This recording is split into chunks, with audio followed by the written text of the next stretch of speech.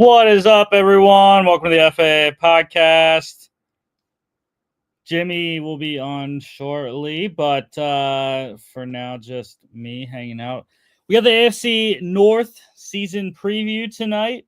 Wearing my Steelers stuff. Forgot my TJ Watt jersey at home, but that man got paid, so it's okay.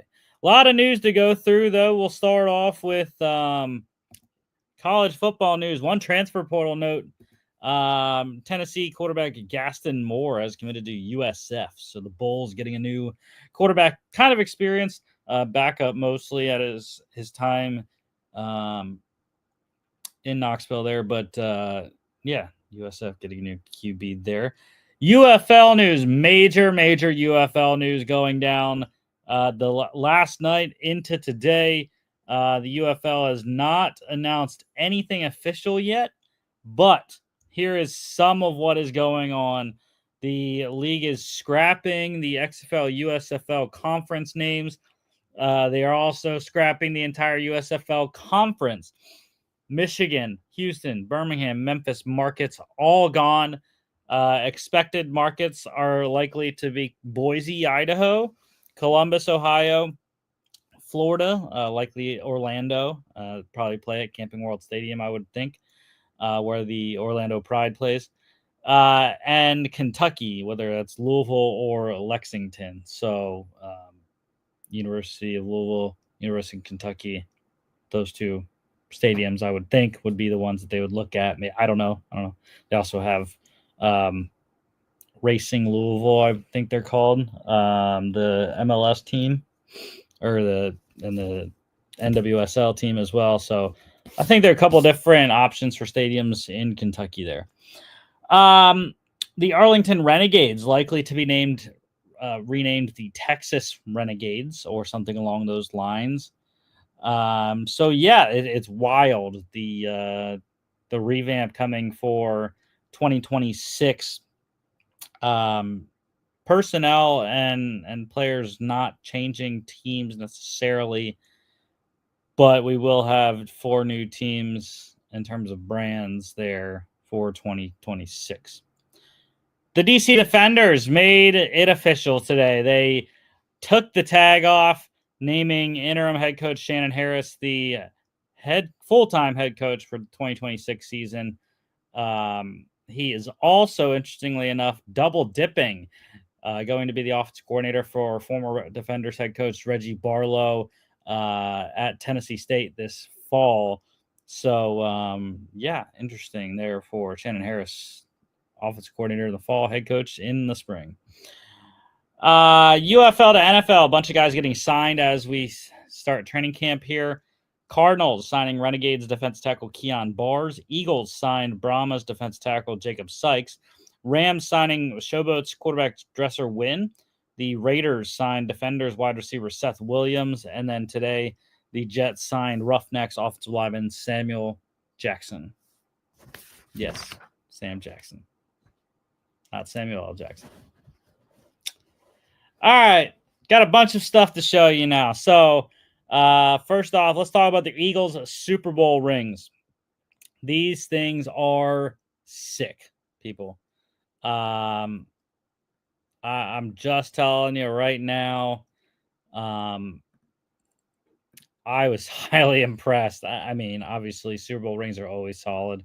There's a million diamonds, and depending on the team, whatever color you need, that's whatever rubies, whatever. I don't know what they're called. The green ones, green diamonds, sure. Black diamonds, whatever. But these things are ridiculous. And there you can see what I think is the coolest part. You can't be great without the greatness of others inside the wings that pop out of the ring. So that is just awesome. I mean, the wings freaking pop out. I think that's wild. But there you can see the difference, I guess, between the 2017 ring and the 2024 ring. Sure, I guess, I don't know. But yeah, this thing is wild. And I'm very, very excited to see this, even though I can't afford a replica one. But yeah, these things are awesome. Yeah. And of course, inside it has all 4 playoff games that they played in, and player signature, and I can't remember what else, but yeah, those things are amazing. The next thing to show you is the Steelers have a new uniform this year, harkening back to their roots, 1933, when the team started. It is the Steel City Legacy uni. So I actually really like them. I was kind of surprised at what they looked like. They have the Steelers logo on only the one side, like they have for their entire franchise history. But yeah, I don't know. I kind of like them. They kind of look cool. Pat Fryermuth makes it look really solid. A little bit of a difference, the gold between the jersey and the gloves and the helmet. But yeah, I mean, this thing, I'm a fan, and I love this logo as well. This logo is really good. Here's you can go to Instagram to look at whatever that says about their uniforms. Sure. Let's talk helmets now. The Bills announcing what they are going to wear their last regular season game in Highmark Stadium before they move to the new Highmark Stadium, or whatever they're going to call it. This is what they're going to wear week 18, I think it is. I can't remember when they play the last one. But they're red helmets, bringing back the red helmets, going back to, you can see there, Jim Kelly. And the Browns, talking AFC North, they also have a new helmet. They announced an alternative helmet today. And they're all right. I mean, I feel like the Brown stuff is never really great. Alpha Dog, okay, that's what they're calling it, I guess. I mean, yeah, this uni combo looks pretty good. I don't know. I kind of like the orange helmet, but this is I guess it's black. I thought it was like very dark brown, like their normal dark brown. Okay, apparently it's black. That says brown helmet though. So okay, so it is brown. I don't. It looks black to me on the screen. I don't know, but this one looks brown. So yeah, I guess so. I don't know. It looks all right. Let's talk about the Washington Commanders. President Trump apparently threatening to hold up a new stadium deal for the Washington franchise if they do not change their name back to Redskins. So we talked about this before when they changed from the Redskins to Washington Football Team and now to the Commanders. Again, I don't see the contemporary nature of the derogatory term, but sure. I mean, the Commanders has been a pretty solid name for the last couple of years now, so I don't know. Whatever. Change it back, don't change it back doesn't really harken on me, so it's cool. Philip Rivers officially retiring as a Charger. Of course he would. Chargers 2004 first round pick, number 4 overall, was with the Chargers in San Diego and LA from 2004 to 2019, and then his last season was 2020 with the Colts.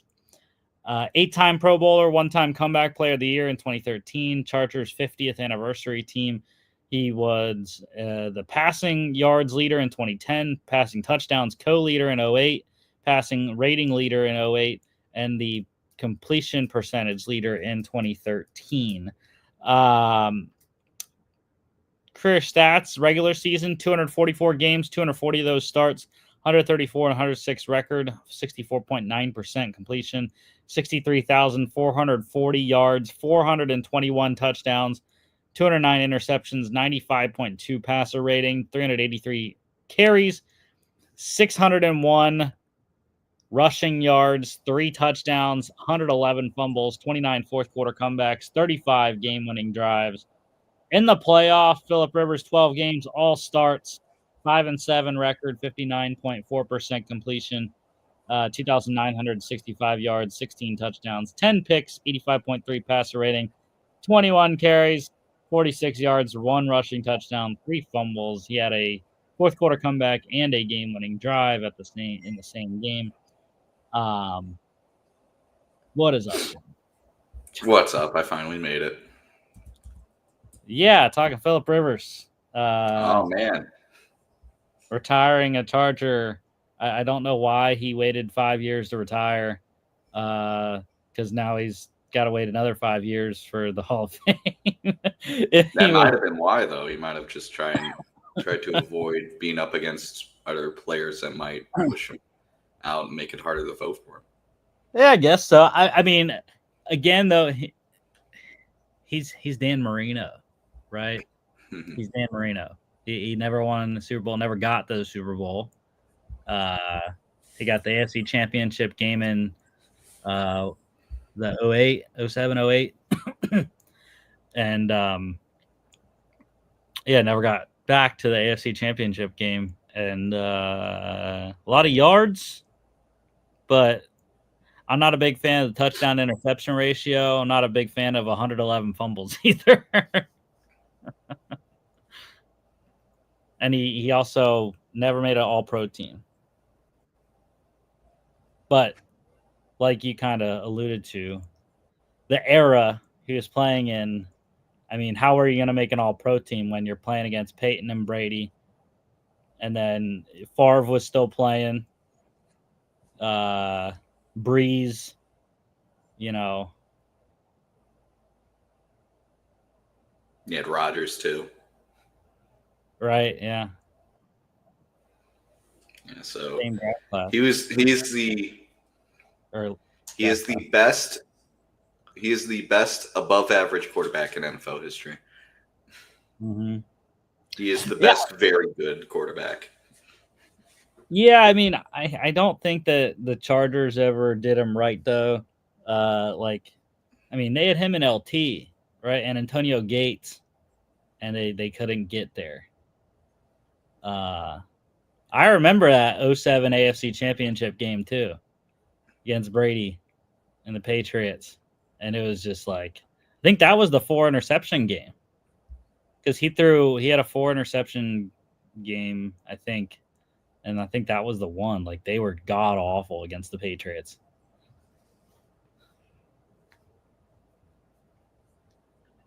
But yeah, I mean, definitely a Chargers Hall of Famer. Definitely rivals Dan Fouts for the best Chargers quarterback in their history.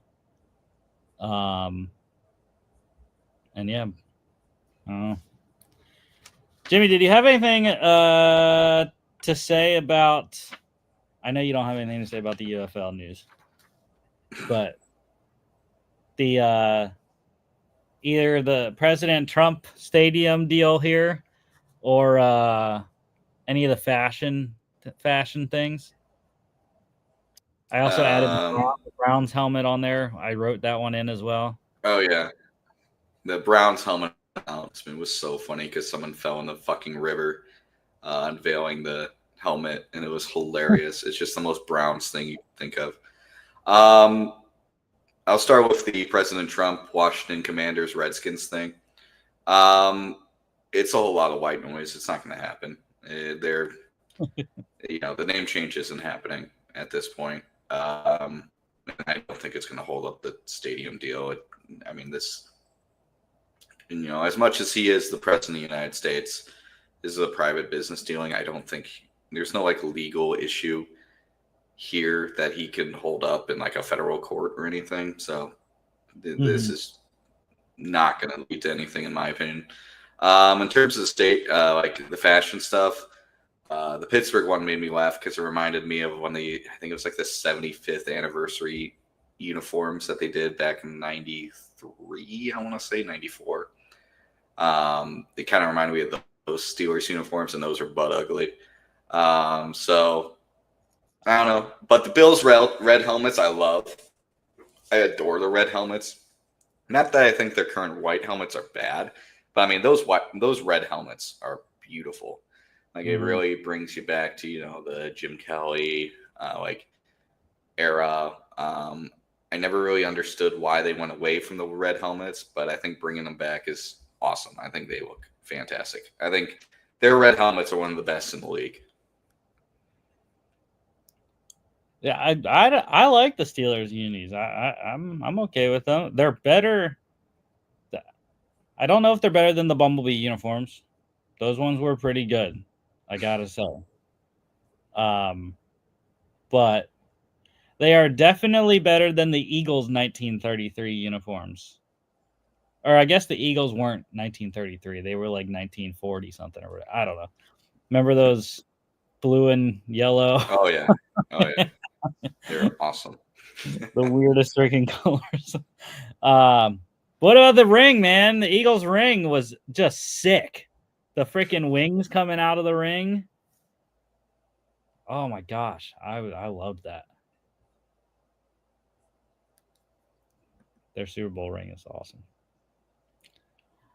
All right, a couple other retirements. Titans edge rusher Lorenzo Carter retired. I didn't do a whole spiel about him like I do some players, most of the players, but that's because he wasn't really that good.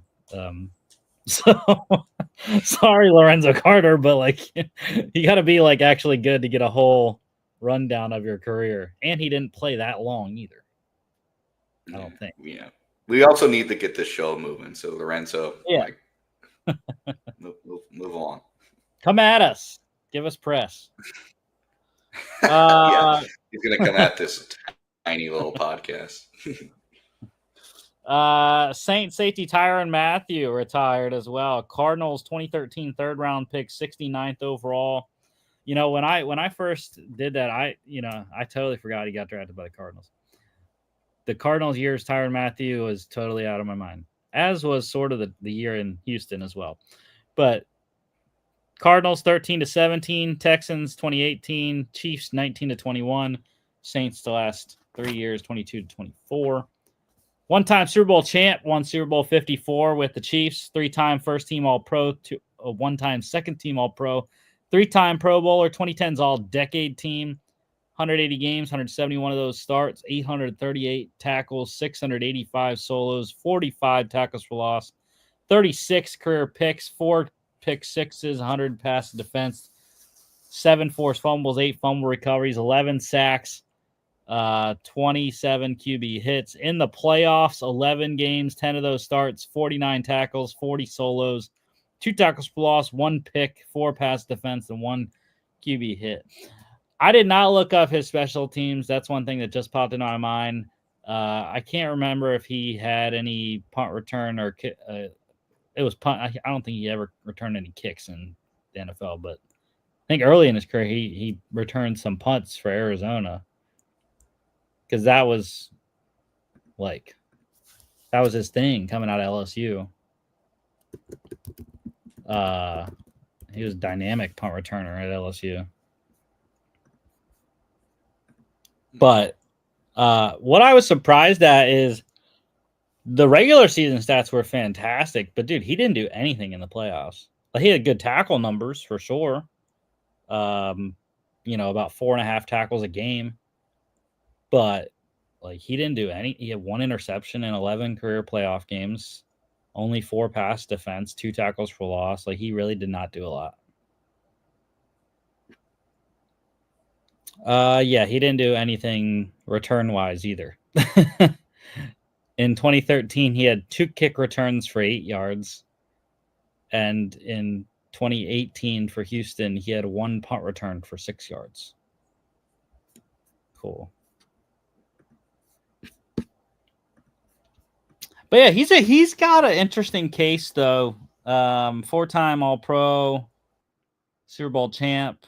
I think the issue 3-time Pro Bowler. I don't know where he ranks on interception versus safety wise. Yeah, 36 is pretty low. 119th he's tied with. That's for everyone though. I don't know where you can get just safeties, but StatMuse, okay. But even that, okay, cool. I can't go below 25th, and that's not just safeties. What do you mean? that's not just safeties, because that has freaking Rod Woodson. Although he did play safety, that has Deion Sanders in there as well. Deion never played safety, as far as I know. Ty Law, I believe, never played safety either. So I don't know. I don't know where he ranks just safety wise, but probably not going to get in the Hall of Fame. Mm-hmm. But he does have a decent resume. The Giants starting camp. They announced their starter, Russell Wilson. He's it. No surprise. Yeah. I'm not surprised either. I think with a team like this, it makes so much sense to just say, hey, here's the veteran quarterback that's been there, done that. Let's just make it easy for everyone. I mean, what are the other choices? Jameis Winston, who, I mean, he's a career backup. It makes sense just to have him as a backup. And then, Jackson Dart, who is, again, a rookie, who is mostly, in my opinion, I don't think Jackson Dart should really be considered for a start this year. I think he's really a project quarterback that you need more time in practices and behind the scenes before you could really put him out in the field. But yeah, Russell Wilson, I mean, you brought him in to basically be the starter for this season, so it makes sense. Oh, yeah, he needs time for sure. But when the seat starts getting hot for Brian Daboll, he's going to put his ass in. He might have to.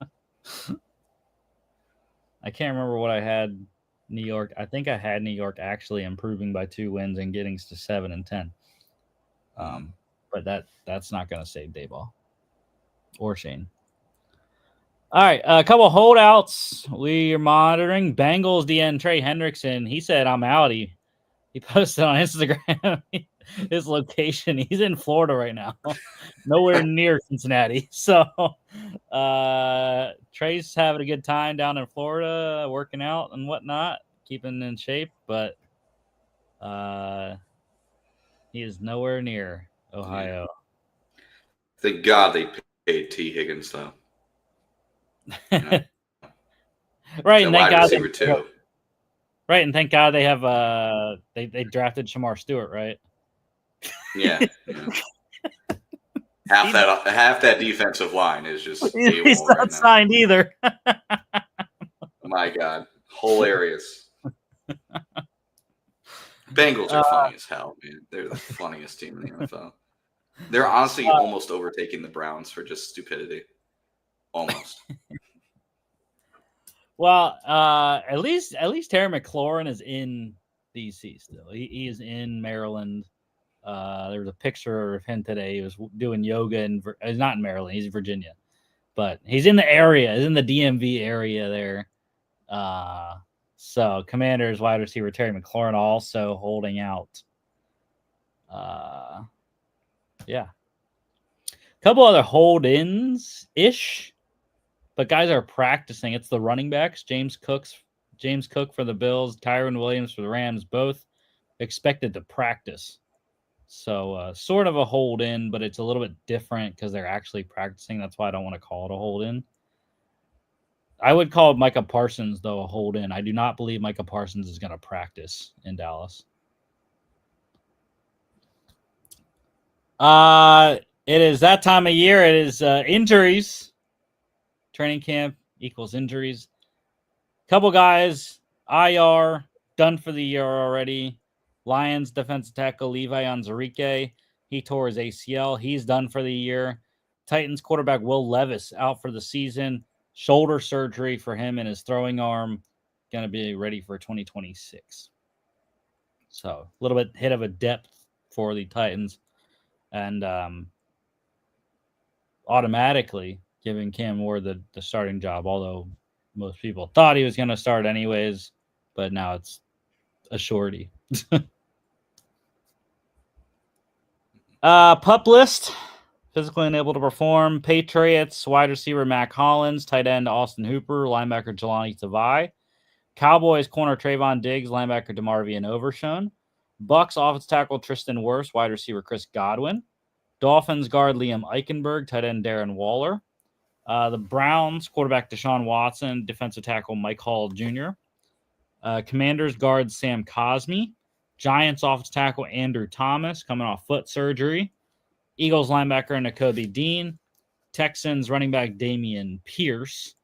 Players placed on NFI list, non-football injury. Bears corner Jalen Johnson and quarterback Case Keenum. Patriots corner Carlton Davis III. Cowboys rookie corner Siobhan Ravel. Bucks linebacker Anthony Walker Jr. Dolphins safety Ifeatu Melifonwu. Browns wide receiver David Bell and Texans running back Joe Mixon. So all those guys come off their respective lists at any time during training camp. Other injuries. Lions corner Enos Rakestraw Jr. He has a chest contusion. He'll miss a couple days. The Rams taking it slow with quarterback Matthew Stafford is dealing with back soreness. He's going to be limited the first 5 days of camp, they said. 49ers wide receiver Brandon Ayuk coming off torn ACL. He is apparently not anywhere close to having a return timeline as per GM John Lynch there. And the Dolphins today, big time news in Miami. Corner Artie Burns believed to have torn his ACL. So, I mean, it's another guy. They don't have corner. Jimmy, they're going to call you and I soon to go play corner in Miami. I mean, they don't got anyone. I'm surprised they haven't given a guy like Asante Samuel Jr. a call. Oh yeah, there are plenty of guys there. Him, Stephon Gilmore's up there. There's another one, big name that's out there still, and I'm blanking on his name, but I can't. I don't know. I think Richard Sherman would come out of retirement from Fox, maybe. Maybe. We'll see. A couple of releases. 49ers released safety George Odom, big-time special teams player for them. Also, occasional defender. He had elbow surgery, so he's looking to come back beginning of the season there with someone. Seahawks releasing tight end Noah Fant. So that's big-time news for John Seahawks. They're elevating second-round tight end Elijah Arroyo and second-year tight end AJ Barner, who played pretty well as a rookie last year. So those two going to go at it for the number one tight end spot this year. Bengals released quarterback Logan Woodside, and the Panthers today releasing linebacker Josie Jewell dealing with concussion symptoms. Couple extensions. The Chiefs, they signed defensive end George Karlaftis to a 4-year, $93 million extension, $62 million guaranteed there for Karlaftis. This one for me, Jimmy, I don't know how you felt. I thought it came out of left field. I was like, where did this extension come from for Karlaftis? I did not hear anything about it until it dropped. No, it was quiet. He kept it all in-house. Yeah, I mean, it's good for him, but I don't know. Is he worth it? I think so. I like Karlaftis a lot. I remember I had him in my he was my Chiefs X Factor for back-to-back Super Bowls. I always appreciated the way he plays. I think he's definitely worth the money. He's going to be for a while. So he's one of my personal favorite Chiefs players. So I think he's worth this money. I think this is the kind of money you get for a guy like him, especially at the position he plays. It's a premium position. He plays it really well. And for a former first round pick, I mean, he really fits the billing.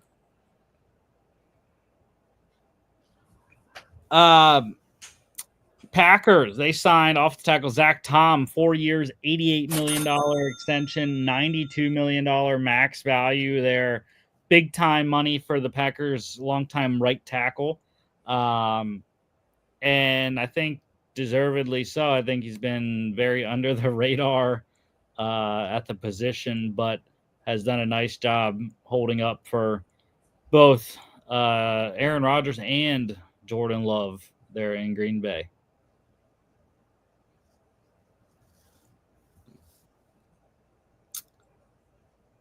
Free agent signings right before camp here. Teams filling out their rosters. Commanders signed Bills edge Von Miller, 1 year, $6.1 million deal, $10.5 million max value there. The Saints, they signed Vikings defensive end Jonathan Bullard and Colts safety Julian Blackmon. Blackman's deal, 1 year, $5.5 million. There after the Tyrann Mathieu news. So that was a big time pickup for the Saints. Bengals, they signed Raiders quarterback Desmond Ridder, hence the Logan Woodside release. Panthers centered Andrew Rame, Titans defense tackle McTelvin Agim, and Colts defense tackle Taven Bryan. Chargers, they signed Browns running back Nyheim Hines, 2 years removed from serious knee injury, looking to finally make his return to the field.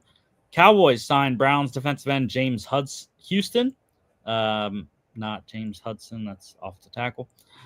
Bears signed the Saints defensive end Tano Passanio and Colts corner Trey Flowers.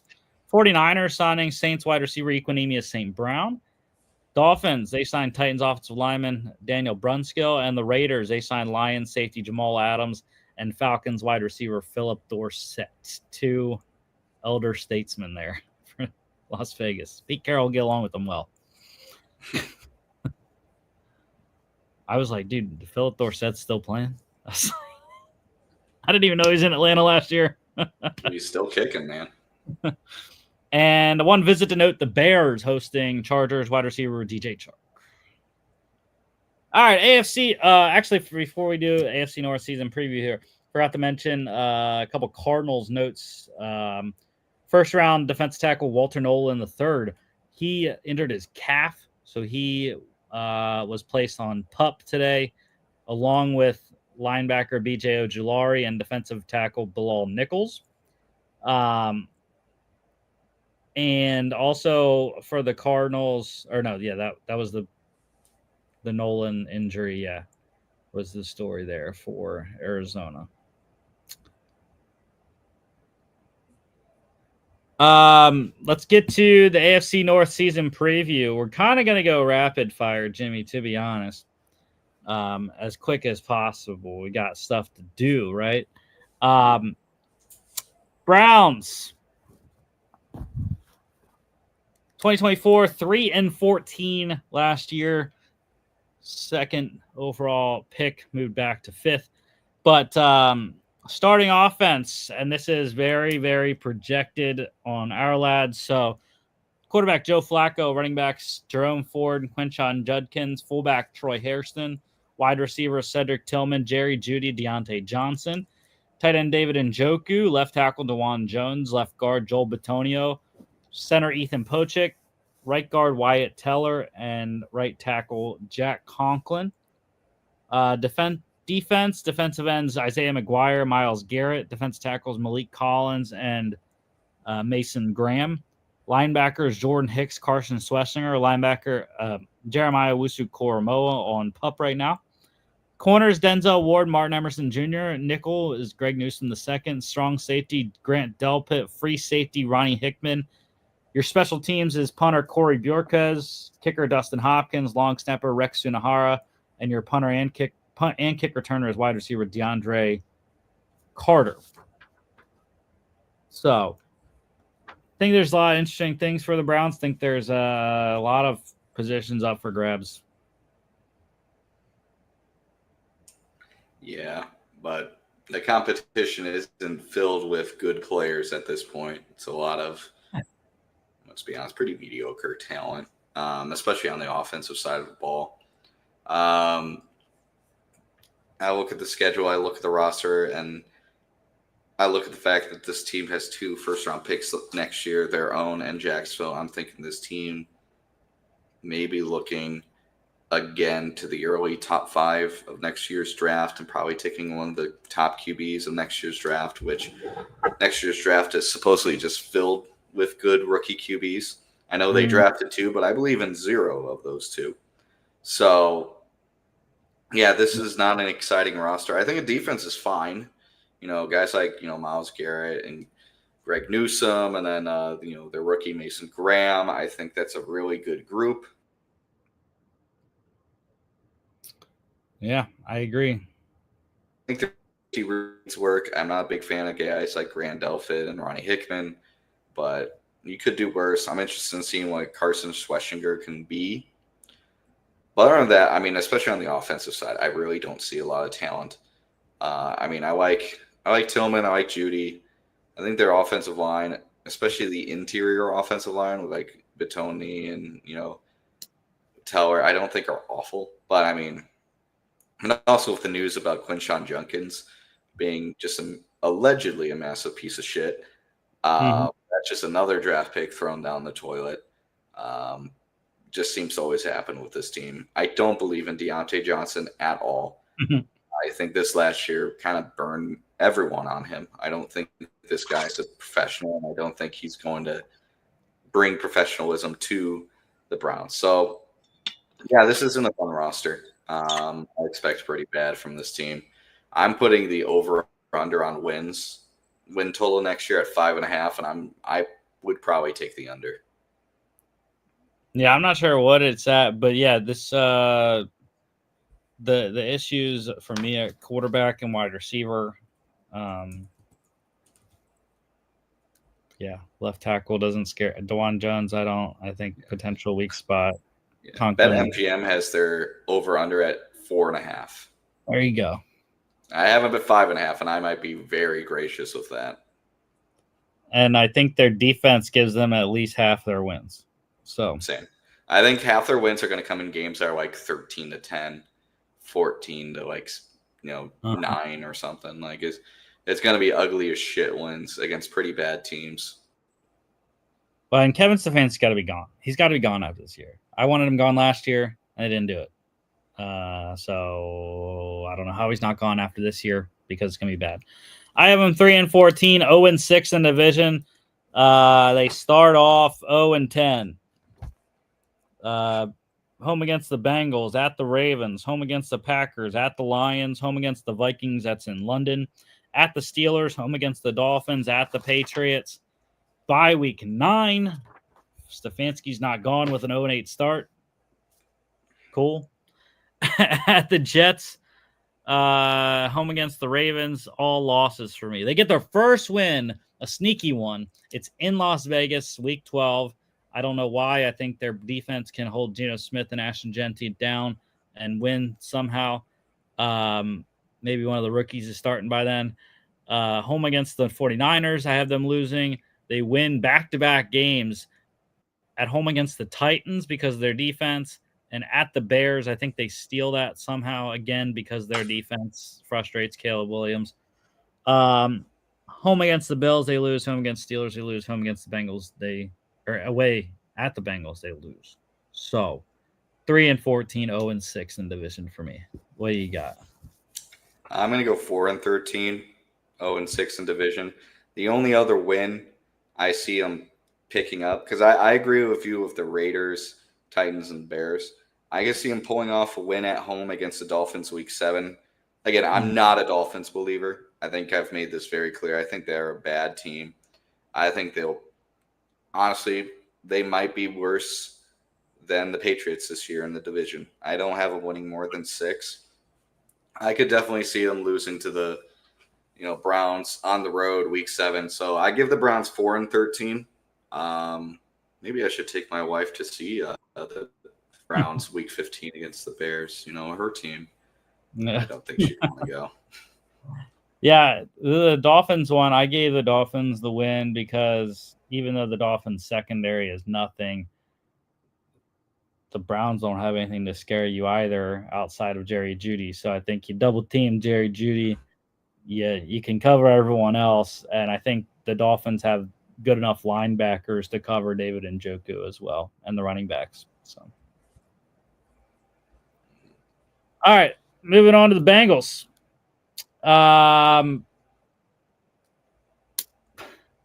goodness, I'm keeping track on the Phillies game, and it's like Oprah. You get a homer. You get a homer.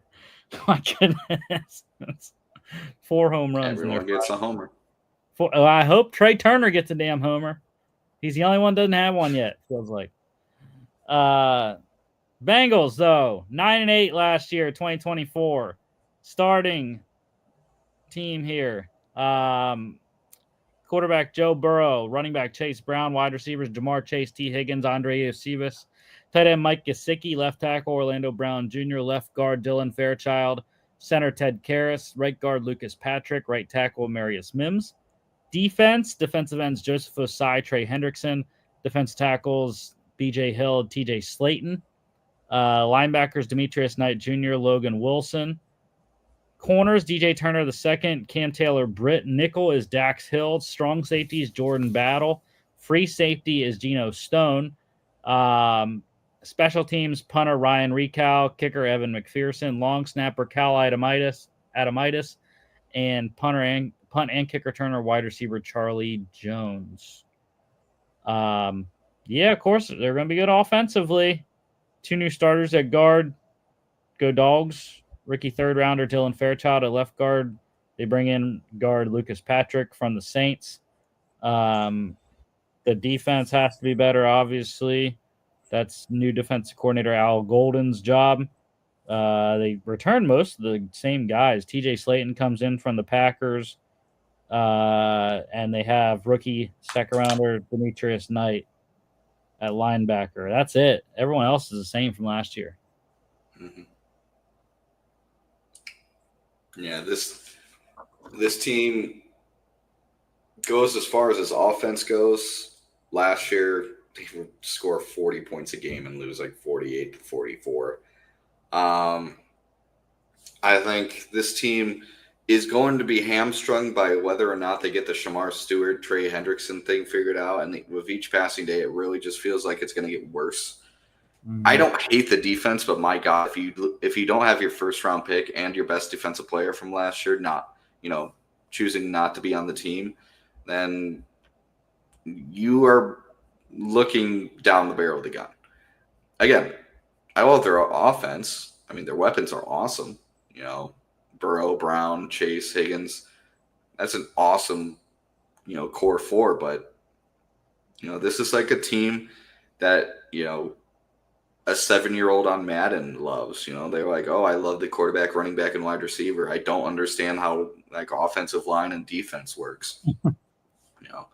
So I don't know. I want this team to be good. I want to believe this team will be good, but I can't see this team reaching its full potential of how just inept it is at roster construction. Yeah, I have them 1 loss, worse actually. 8-9 for me, 4-12, 4-2 in division. I have everyone splitting between the Ravens, Bengals, and Steelers. Everyone beating the Browns. Week 1 at the Browns win. They win at home against the Jags. They win at the Vikings. They lose at the Broncos Monday night. Lose at home against the Lions. Lose at the Packers. They win at home against the Steelers Thursday Night Football. They win at home against the Jets. They lose at home against the Bears. That's a sneaky one. I know I had the Browns beating the Bears. I don't know. It's in Cincinnati. I feel like, I think the Bears defense and not the Bengals defense. That's kind of what I'm thinking there, I guess. It was just a gut kind of game there. Week 10 bye. They lose in Pittsburgh. They lose at home against the Patriots. Patriots got on week 1 last year in New England. And the Patriots are better this year. I believe Mike Vrabel will have a very good defensive game plan going into that one against Joe Burrow. And the Patriots have the secondary to shut them down. And it's just a matter of can Drake May outscore the Bengals. And again, it's a sneaky one. At the Ravens, they lose Thursday Night Football. They lose at the Bills. Then they win 4 straight to end, actually, I should say. So it actually the same record, 9-8. My bad. They win at home against the Ravens, win at the Dolphins Sunday Night Football. They win at home against the Cardinals on Saturday. They win at home against the Browns. 9-8, 4-2 in division. What you got? I got 10-7. I got them starting 2-0, losing 4 straight to the Vikings, Broncos, Lions, Packers. I mean, weeks 3 through 6. That's one hell of a gauntlet. And then I have them winning the next 3, so they're going to be 5 and 3, 4, 5. 5 and 4 going into the bye. I have them losing to the Steelers, 5 and 5, beating the Patriots, 6 and 5, and then losing their next 3. No, actually, I have them losing to the Ravens, losing to the Bills, putting them at I think that makes them 6 and 7. But I see them pulling out a pretty hefty, kind of like you. I have them pulling out a hefty winning streak at the end there, 10-7. I just think this team has a really tough beginning of the schedule after facing the Jaguars, playing 3 really good teams on the road, and then the Lions at home. But the final 3 weeks, they really should sweep. But then again, who knows? I have them 10-7 and probably taking a wild card spot, but they could also go like 7-10. Did you have 5-1 in division? It sounded like I know you had them sweeping the Browns, split with the Ravens. No, I had them losing to the Steelers and Ravens. Okay. 4-2 as well. Okay. Well, let's get to the Steelers now. 10-7 last year, second in division. Offense, quarterback Aaron Rodgers, running backs Jalen Warren and Caleb Johnson, wide receivers DK Metcalf, Robert Woods, Calvin Austin III, tight ends Pat Freiermuth, Jonnu Smith, left tackle Broderick Jones, left guard Isaac Seumalo, center Zach Frazier, right guard Mason McCormick, right tackle Troy Faltanu. Defensive end Derek Harmon, nose tackle Keanu Benton, defensive tackle Cameron Hayward, outside linebackers TJ Watt, Alex Highsmith, Nick Herbig. Inside linebackers, Patrick Queen and Peyton Wilson. Corners, Darius Slay, Joey Porter Jr. Nickel is Jalen Ramsey. Strong safety, Deshaun Elliott. Free safety, Juan Thornhill. Special teams, punter Cameron Johnston. Kicker, Chris Boswell. Long snapper, Christian Kuntz. Punt returner, wide receiver, Calvin Austin III. Kick returner, corner, Dante Kent. The receivers scare me a little bit. But the rest of the roster I'm pretty okay with. The corners, the Slay, I don't like. And Thornhill's got to prove a lot, but it's pretty solid.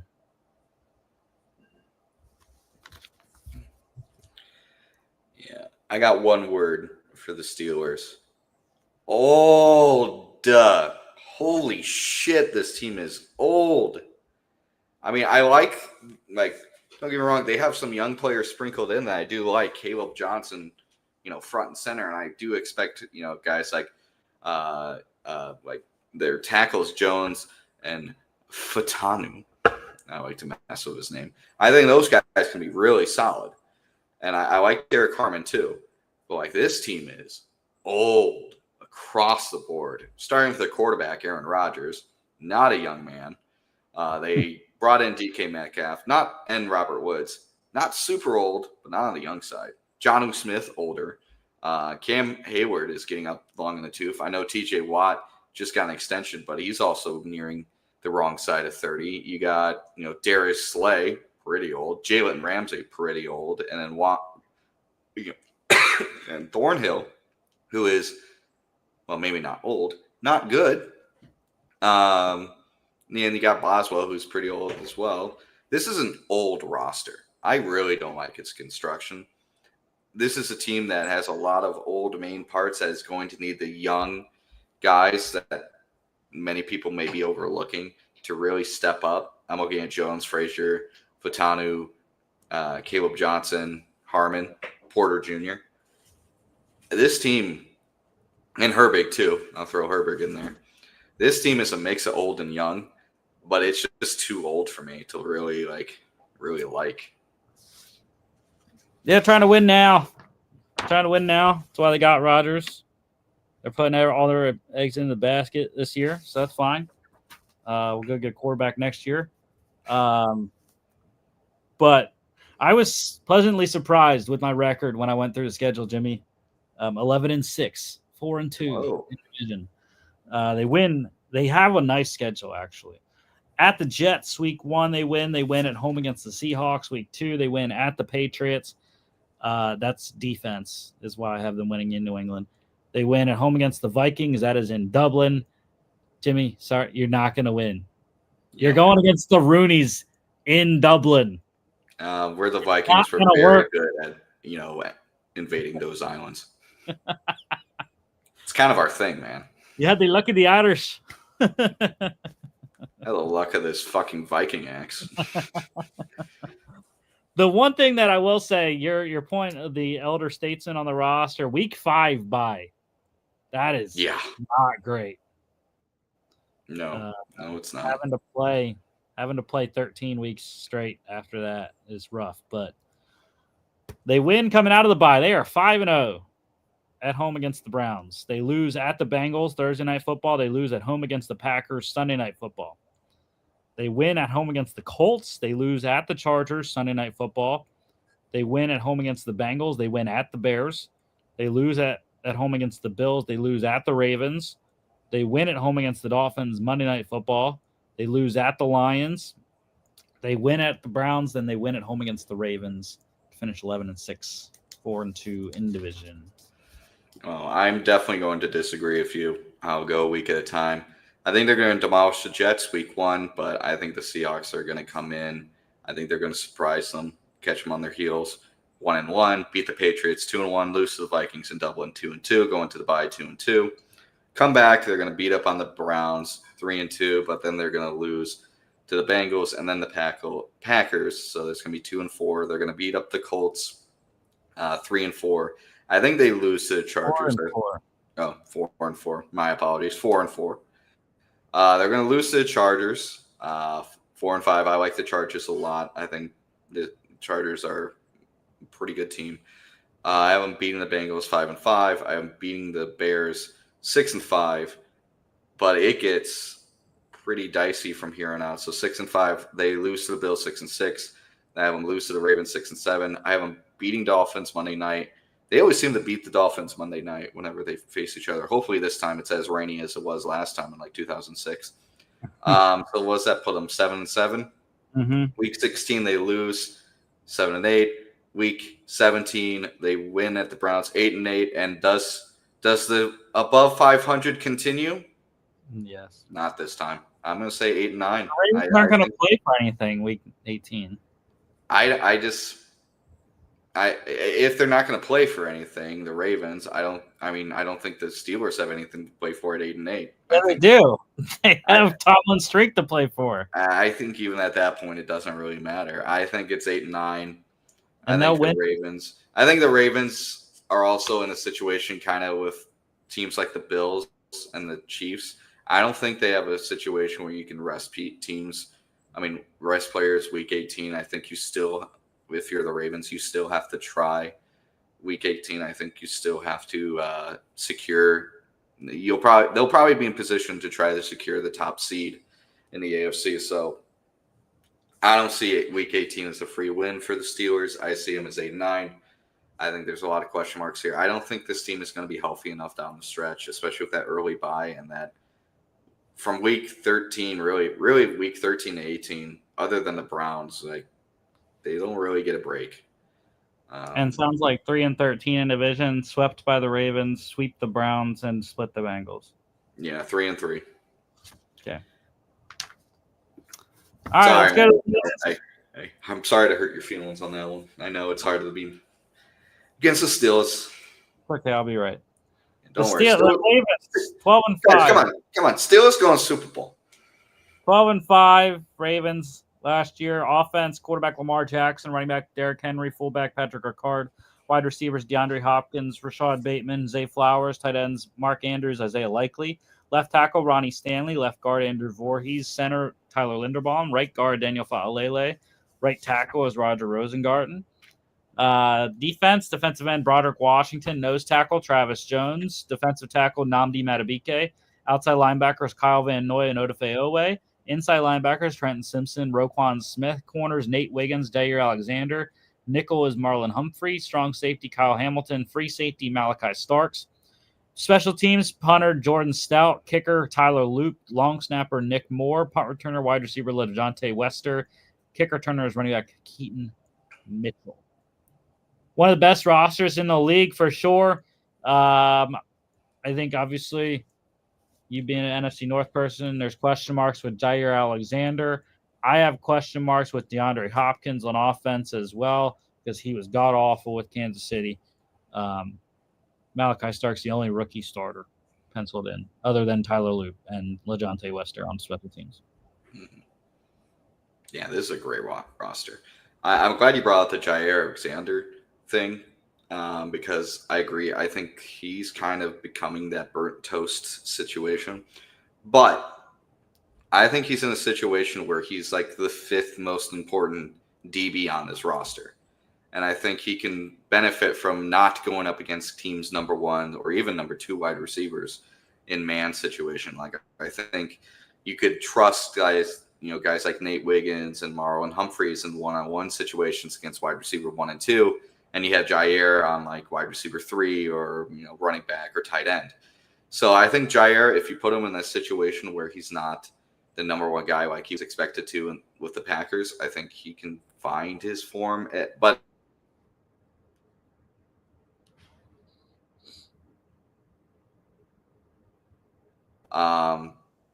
yeah, I love this roster. That defense is so good. Like the only problem I have really with this roster, maybe interior D line. I don't love Travis Jones, but I mean, Madubuike is insane, so he'll probably help a lot there. But yeah, this team is insane. I also have my concerns about D-Hop, but kind of the same situation with Jair. If you look at D-Hop and you say, hey, you're wide receiver 3 behind Bateman and Flowers, that's how we're going to treat you. That's like our expectations of you. I think he'd be a fine wide receiver 3, which in my opinion, at this point in his career, he should be the most effective version of himself. And then, I mean, that O-line is absurd. Stanley, Voorhees, Linderbaum, Fa'alele, there's question marks, but the right guard, if Linderbaum, Rosengarten, who I really believe in Rosengarten. I liked him last year. I wrote on the Vikings to draft him. I thought he'd be a very good guy on the Vikings, and I'm jealous the Ravens have him. That's a great offensive line, and there's not enough said about guys like Lamar Jackson, Derrick Henry, even guys like Patrick Ricard, and Mark Andrews. I mean, that's a great roster. So this team, if the mentality is not Super Bowl or bust, it's the wrong mentality. Yeah, question marks for me for the guards, Voorhees and Fa'alele, but anyways, I got 12-5. Same record they were last year, 4-2 in division. It is one of the tougher schedules, I think, in the league, especially the start before the bye is very difficult. And I actually have them going 4-2 to start, though.